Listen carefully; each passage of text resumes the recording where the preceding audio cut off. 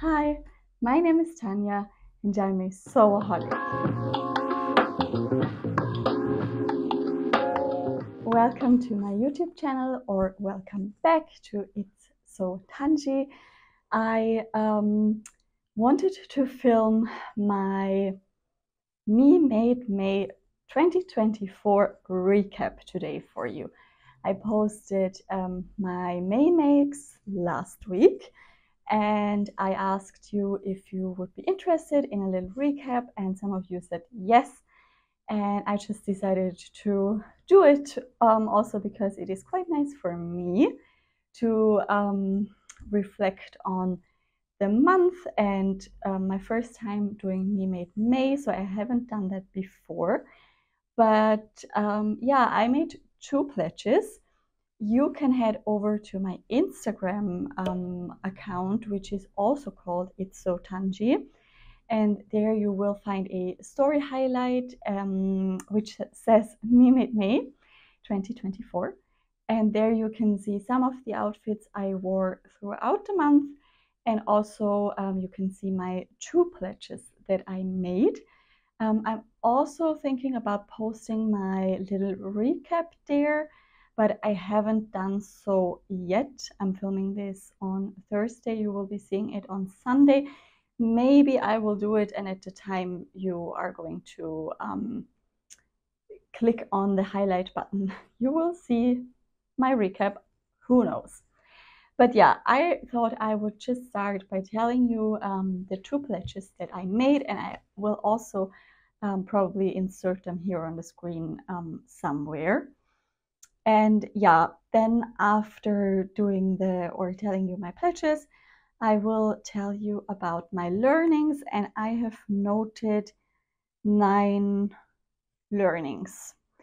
So 9 things that I took away from having a deeper look into my wardrobe during May 2024. Yeah, so I'll start by just reading the pledges to you, or I have them here in keywords, so I will just tell you what my pledges were. So the first pledge was wear 1 me-made piece within 5 outfits a week. So basically I had 2 days where I didn't need to wear a me-made garment.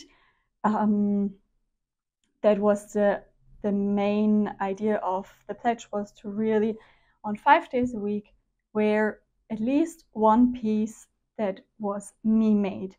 And then I also wrote down take pictures of all the looks, and the aim was to re-evaluate which styles I'm wearing most and feel the best in, so that I can make more of those pieces, or also to just to gain more knowledge about what I am probably lacking in my wardrobe. I have to say I didn't take pictures of all the outfits I wore, and I certainly didn't post all the outfits I wore, but I really stuck to wearing 1 me-made piece at least on 5 days a week. So I really did that. And yeah, I also made a little folder on my phone where I put all the pictures in that I took during Me Made May, and there are some pictures in this folder that are not in the Instagram highlight, just because they are not really pictures I would like to share on the internet. So yeah, I just have a few more pictures on my phone, but I really stuck to that pledge.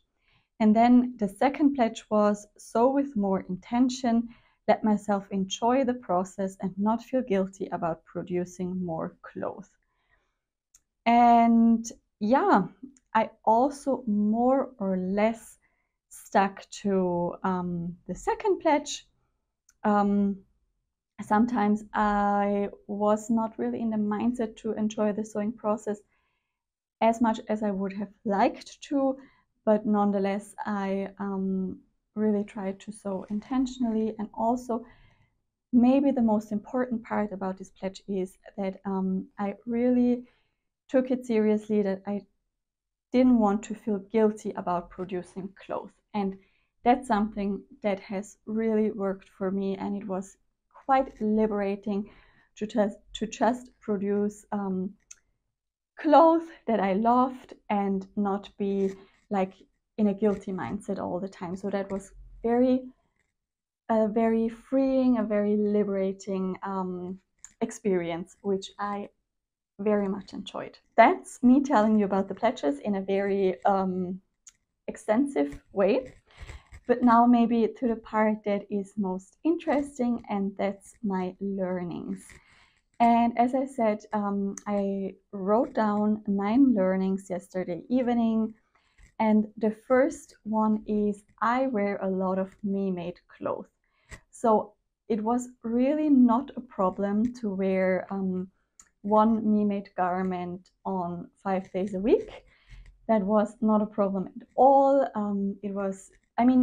I surely did dress more intentionally in the mornings and thought about picking the me-made garments, but there are really a lot of me-made garments in my wardrobe, and it wasn't hard to choose them. So I wear a lot of me-mades, which makes me happy. And also maybe something that I can add to this first learning is that I feel a tiny bit more self-confident when I'm wearing me-mades. It's almost like mini armor. So I just feel like I made this piece, this t-shirt, for example. I made this.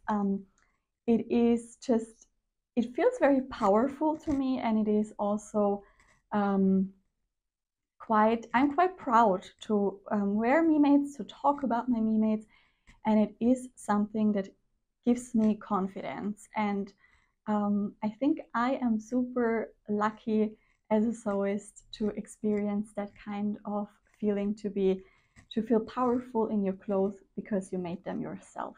So that is honestly a huge learning, and a very, very nice one.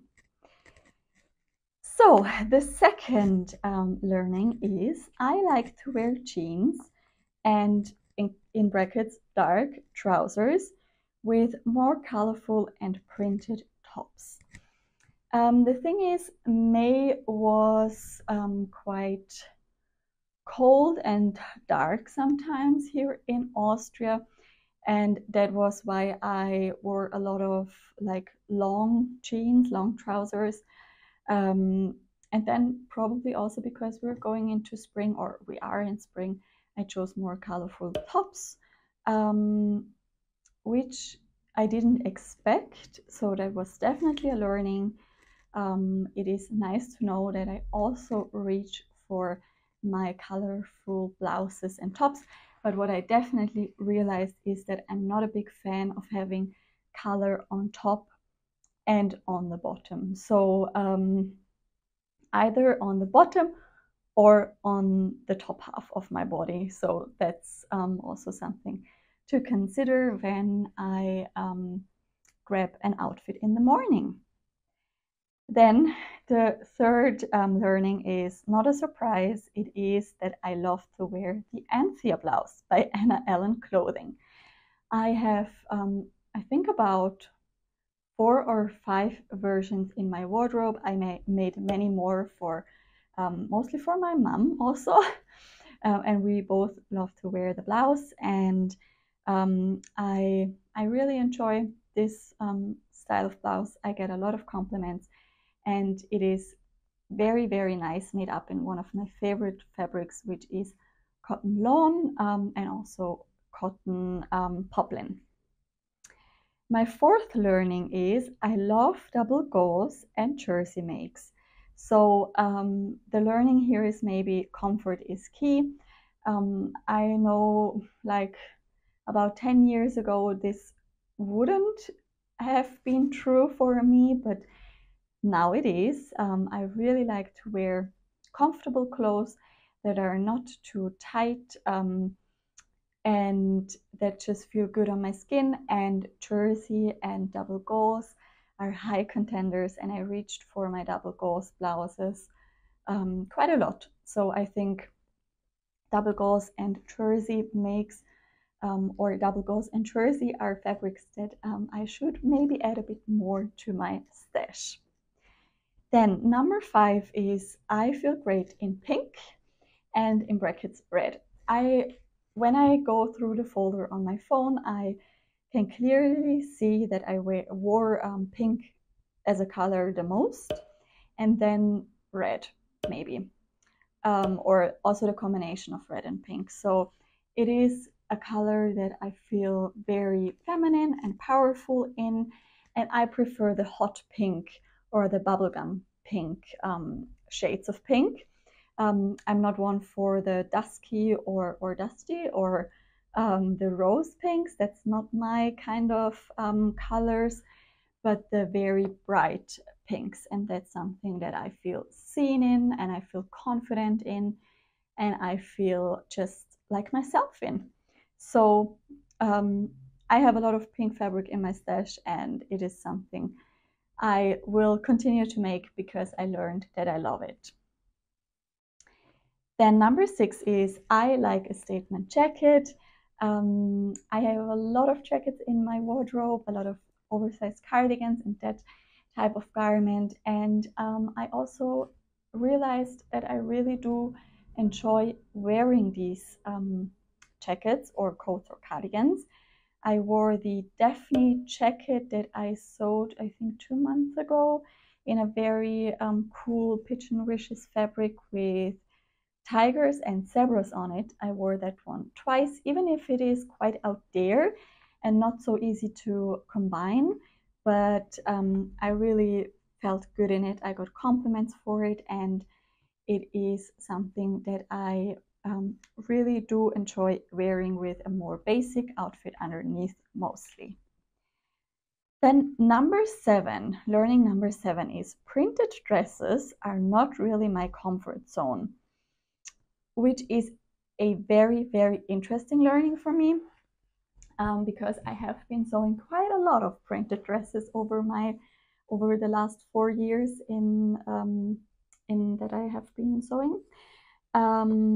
Just because I often gravitate towards the printed, bold fabrics because I think they are beautiful, but I just realized that I don't feel the most comfortable in them. It's not really my style.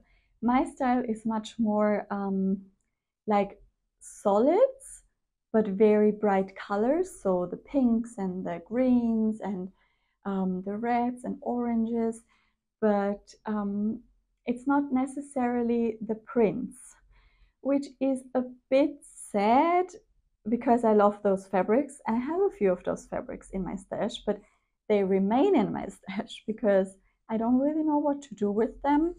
And when I wore printed dresses during the last month, I haven't felt my best self.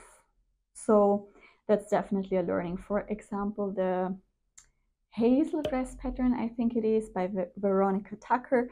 I made that one in a very bold and printed fabric and I really do like it, but honestly I think I would wear it more and feel more myself in it if it would have been a solid linen, for example, something like a pink or muted green or a beige even. So I definitely have to gravitate towards the solid fabrics more for dresses. Then learning number 8, sewing makes me feel good. And that is a learning from pledge number 2. And I honestly knew that sewing makes me feel good. I started sewing during, I think, the second or the first lockdown at the start of the pandemic, as so many of us did. And it just really gets my creative juices flowing. I like doing things with my hands. I like being creative. I love fashion. And over the past year, or maybe the past 1.5 years, which has been a time that was not my my favorite time in my life was quite it is quite a roller coaster ride, and it just sometimes I forget that sewing is really important to me, and I can't be bothered to sit down at the sewing machine. But every time I did it, or almost every time I did it, I really felt good. Maybe I didn't come into a flow state, which I did at the beginning definitely a lot, but it is still something that gives me so much joy, and that was a huge learning, that I haven't lost my joy for sewing. It is still something that helps me mentally, and that is really a big part of my life that will probably be there for a long, long time. So yeah.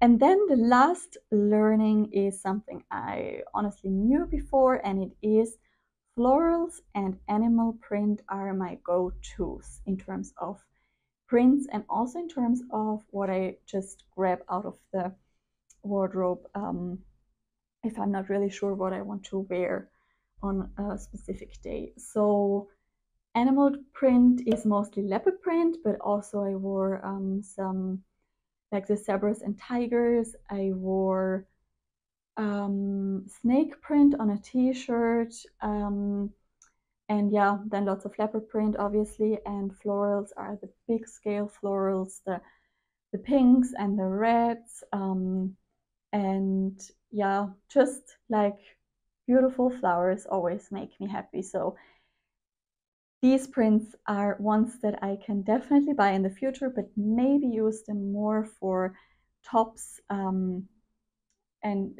t-shirts, blouses, that kind of thing, than for dresses, to go towards the more solids for dresses maybe in the future. So, but yeah, my